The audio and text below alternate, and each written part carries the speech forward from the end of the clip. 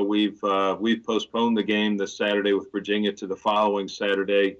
This evening, after consulting with our chief medical officer, Dr. Scotty Newcomer, and Matt Summers, our head trainer, it was decided that a precautionary pause in our team activities was warranted. We had our test results we got this evening. We had a few more players test positive. All but one of them were already in quarantine related to last Friday's test results, but they, in fact, did have a few more positives. So where we stand today, we now have 10 players who have tested positive. We have 5 more in quarantine due to contact tracing, so 15 in total related to the team. But in addition, we had 5 support staff members who tested positive, and 2 more are in quarantine. So, a total of 22 made up of 15 positives and 7 in quarantine. No coaching staff. No coaching staff members are included in those figures. And while the number of players probably isn't as high as you have heard from other programs that have taken a pause, we felt it was necessary due to the fact that the support staff that tested positive, they work closely with our players in the training room and in the equipment area. So, obviously a hands-on approach in terms of working with them, and that gave us a little concern and felt like we needed to take a time out here. So we communicated with the ACC in Virginia this evening, where we are and our desire to pause. Dr. Newcomer talked to the league on our behalf, and obviously I was in communication with Carla Williams, the athletic director in Virginia. So both the league and Virginia were understanding of the situation. And I think one of the reasons that it's, probably for that understanding is both Virginia and us have a bye week on November 14th. So we felt like we had an opportunity to reschedule the game very quickly the following Saturday. The game time is moved from 8 p.m. to 3:30. We'll be on ACC Network. So there is one benefit out of this. We won't be challenged to be up against the Clemson-Notre Dame game, but nonetheless, it does provide us additional time, to really further assess any potential spread that may be happening with the virus in the program. Our plan at this point is, we told the team, we just got everybody, just made them all aware that we're taking a pause.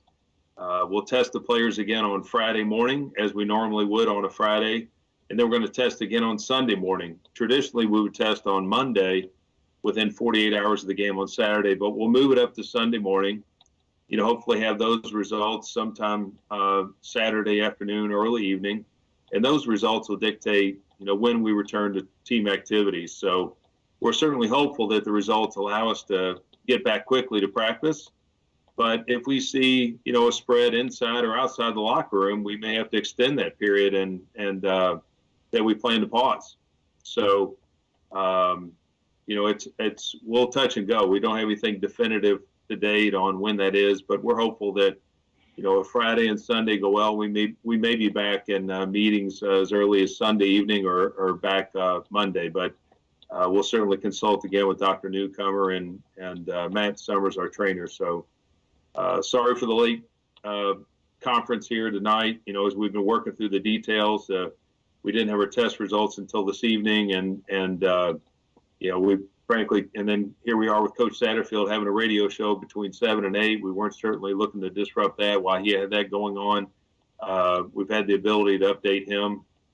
Coach Mendenhall also had a radio show at the same time, and I know Carla Williams wanted an opportunity to update Bronco, and so he could let his players and staff know what's going on, much like we have here. So that's kind of the quick update. I'm happy to take some questions at this point. We'll go to Cameron from the Courier, and then Mike Barber from the Richmond Paper. Hey, Vince. Scott on Saturday and then again on Monday said he wasn't really sure kind of how this got into the program. As you guys did your contact tracing, kind of your kind of digs through this, do you kind of have a sense of how this got into the program or kind of where this started? We don't, but as you know, it was kind of centered around our defensive line. That's where we were hit. We were down now to 3 scholarship defensive linemen, and that makes matters tough as well. But I know others have played with players out at different positions. But when you get into the trenches and there's a lot of contact there between the offense and defense linemen, that's certainly one that the league has its eye on. Go ahead, Mike. Right along on that same topic, I understand, it's about health and safety first, but was there much of a discussion with Coach about could you field a competitive team, and did that factor in at all? Yeah, I mean, we certainly, we just went through it last week and went out there with four scholarship defense linemen last week. And, I think we were trying to figure out, like most, how to scheme around it. Other teams in the league have had to do that. We were certainly, our coaching staff was already on that path. And then with the more positives showing up today, again, in the same area of the defense, that stressed us a bit. And I think that, there's concern for certainly the other linemen, but also I think the fact that when you get into the training room where, that's a definite concern. It's always a concern when you get outside the players to the staff. They're actually, they're handling our staff. Handling our players. And I think that caused enough concern to stop and take a look.